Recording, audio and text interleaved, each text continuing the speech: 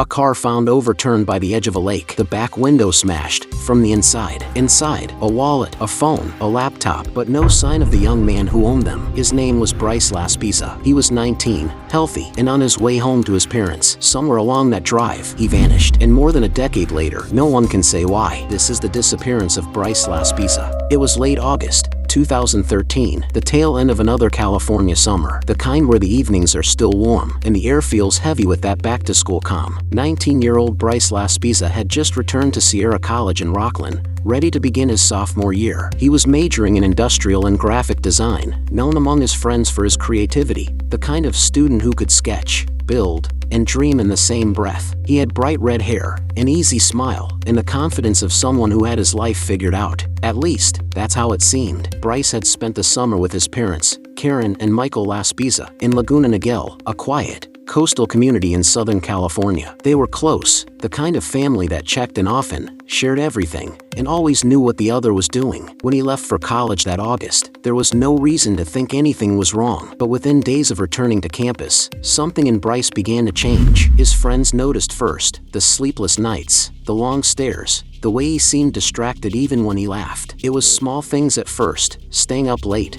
missing classes, isolating himself in his room. Then, it got stranger. He began giving away personal items, things that had real meaning to him. A watch, a gaming console, even a pair of shoes. When his roommate asked why, Bryce brushed it off with a smile that didn't quite reach his eyes. Friends said his energy felt different, restless, offbeat, like his mind was somewhere far away. Karen and Michael sensed it too. The phone calls became slightly offbeat, small hesitations, short answers, an unfamiliar tone. Karen later said she could feel something in her gut. A change had taken hold of her son, and she didn't understand it yet. Bryce's girlfriend, Kim, saw it even more clearly. The two had been dating for nearly a year, and in those final days of August, she watched him slip further into something she couldn't name. It wasn't anger or sadness. It was detachment, like he was there, but not really. On the evening of August 28th, Kim became worried enough to take his car keys when he showed up at her apartment acting distant and tired. She wanted him to rest, to slow down, to just be. Bryce, calm but persistent, called his mother from Kim's apartment. Karen,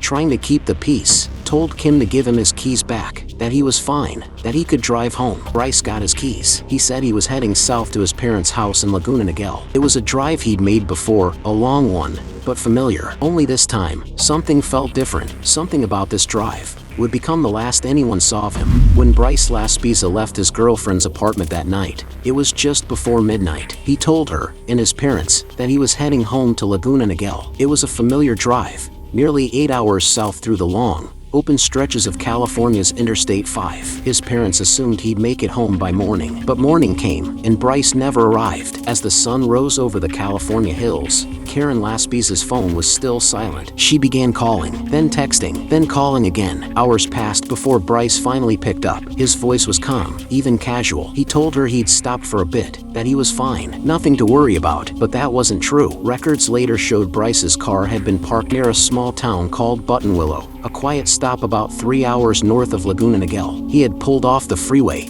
parked his car, and stayed there, not for minutes, but for hours. At 9 in the morning, a man named Christian, a roadside assistance worker, found Bryce sitting in his car. He said the young man looked tired, maybe a bit disoriented, but polite and clear. Christian gave him gas, made sure his car started, and watched him drive off. But a few hours later, Christian got another call from Karen Laspisa. Bryce hadn't made it home. He was still somewhere in Buttonwillow. When Christian went back, he found Bryce sitting in the exact same spot. The car hadn't moved an inch. Bryce told his mother again that everything was fine. He was just getting some rest. But it was the middle of the day now, and he'd been there nearly 9 hours. Karen and Michael begged him to keep driving. Bryce said he would, but he didn't. By the evening of August 29th, he was still on the road, but moving in unpredictable ways. He stopped multiple times to call his parents, sometimes sounding alert, other times distant. Karen later said she could hear something in his tone, that quiet, uneasy calm that parents recognize right away, the kind that says something's not being said. By 2 a.m., just past Castaic Lake, a quiet, hilly area north of Los Angeles, Bryce's phone pinged for the last time. Then, silence. Somewhere in those dark, early hours of August 30th,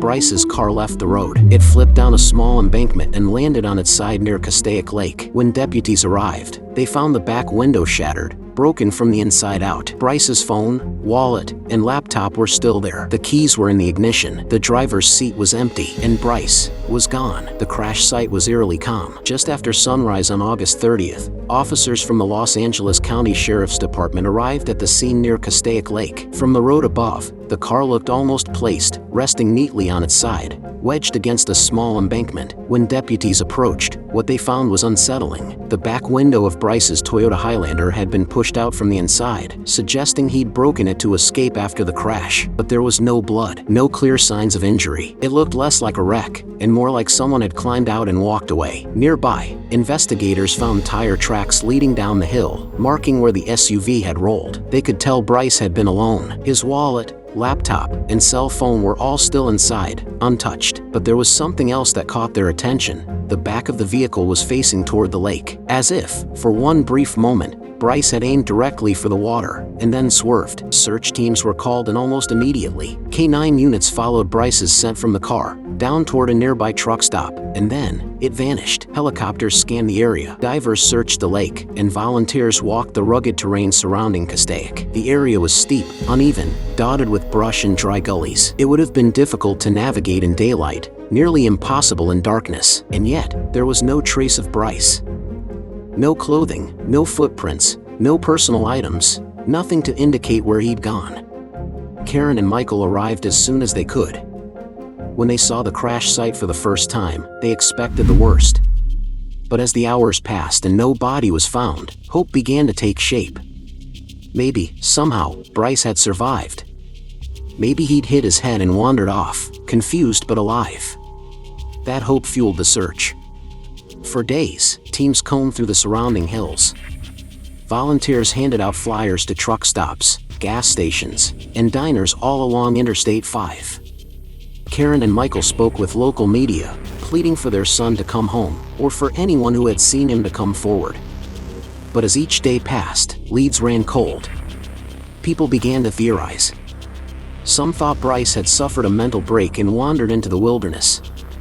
Others believed he might have chosen to disappear, to start over somewhere far away. But to his parents, that never fit. Bryce was close to them, grounded, loved.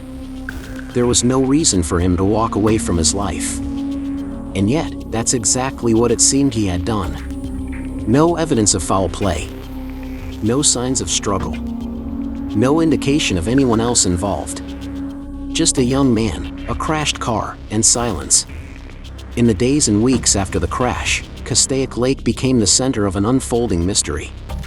Search crews returned again and again, boats gliding slowly across the surface, sonar scanning beneath the waterline, divers plunging into the murky depths. But each time, the result was the same: nothing. No body. No trace. Not even a shoe or a scrap of clothing. For investigators, it was a puzzle with too many missing pieces. At first, they considered the most logical explanation, that Bryce, disoriented or injured, had wandered off into the rough terrain and succumbed to the elements. But when days turned into weeks, that theory began to lose strength. There was no sign of a body, no scent trail, no evidence that he had stayed in the area at all. Then came the theories. Some believed Bryce might have suffered a psychological break, perhaps triggered by stress, sleep deprivation, or substance use. Friends had mentioned he'd been acting erratically in the days before his disappearance, staying awake for long stretches and drinking heavily. Others speculated about intentional disappearance, that Bryce had planned to start over, maybe struggling silently with thoughts he hadn't shared. But to Karen and Michael Laspisa, none of it added up.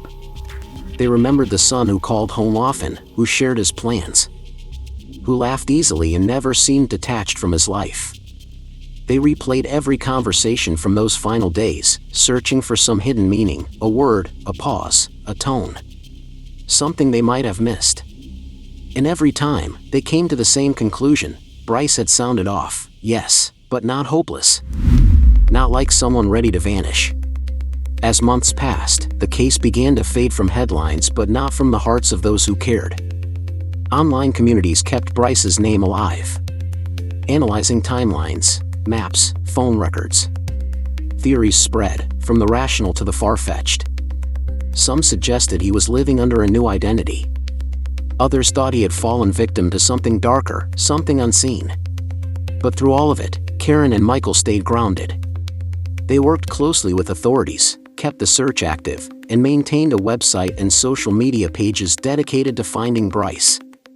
Every anniversary, they released messages of hope, not desperate, but determined.